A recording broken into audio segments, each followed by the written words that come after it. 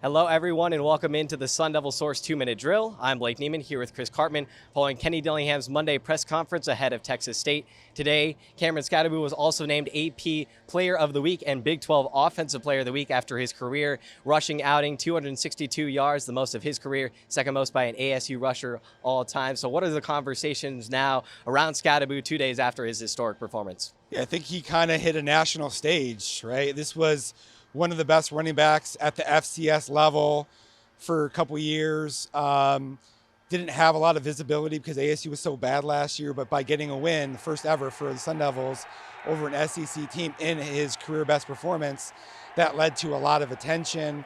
I saw some photos or some memes about Mike Allstott. There was a question today about whether or not how he compared to McCaffrey, which led to a humorous sort of response from Dillingham saying he wears his t-shirt and that's about it.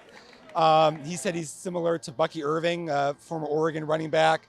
No matter what you call him, you now have a guy who has a chance to play at the next level. Scouts are going to be paying a lot more attention to Skattebo based on what he accomplished. And also, he only had a toe soreness today coming off of a 33 snap performance. So that's a good sign for ASU working into a short week at Texas State.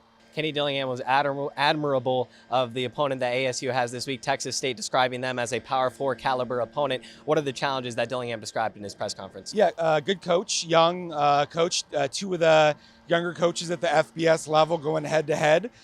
Their talent level is quite good. You would expect that for a team in Texas where they have just a lot of great high school football. And their offense in particular is very impressive. They have very good balance, starting with a lot of power run game scheme and what they can do with their explosive playmaking in the passing game. And then just how hard that they played. He's very complimentary of the physicality for the caliber of athlete that they have. He said that they would win games in the Big 12. And Kenny Dillingham wore a t-shirt signifying ASU's Texas to Tempe sort of movement. How is that so significant now, especially with ASU being in the Big 12 and more trips to Texas? Yeah, the timing of ASU's move into the Big 12 couldn't have been better.